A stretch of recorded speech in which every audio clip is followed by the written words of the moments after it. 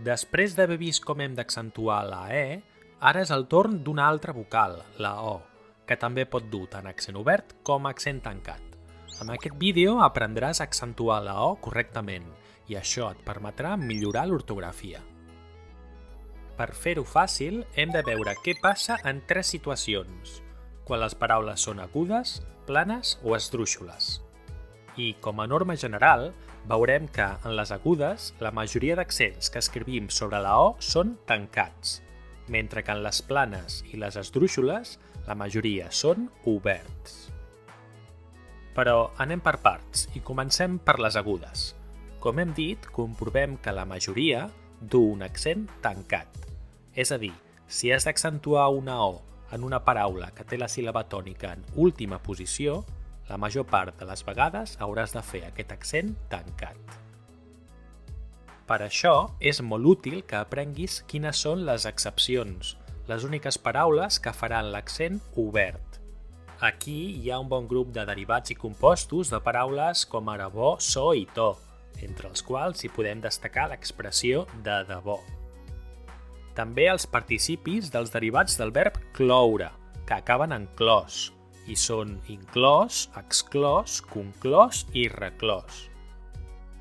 Tres paraules que utilitzem moltíssim: això, allò i però. I altres paraules que acaben en os, on les més destacades són arròs, espòs, repòs, terròs i besòs.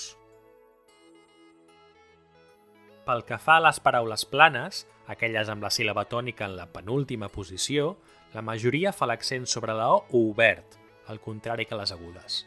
Aquí pots veure una pila d'exemples. I només un grup reduït de paraules planes tanca l'accent, i convé aprendre-les. Són el verb córrer i els seus derivats. Aquestes quatre formes del verb ésser, i algunes paraules que van per lliure i de les quals les més comunes són estómac i corner. Per finalitzar, passem a les paraules esdrúixoles, on la síl·laba tònica és a l'antepenúltima posició.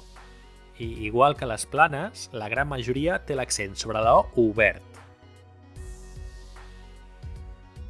Només un petit nombre de paraules són excepcions. Es tracta de fórmula, pólvora, góndola, tòmbola, tórtora i escòrpora. Recordes el que has après sobre l'accentuació de la O? Doncs posa't a prova amb aquestes paraules. Fan l'accent obert o tancat. Sort i a reveure!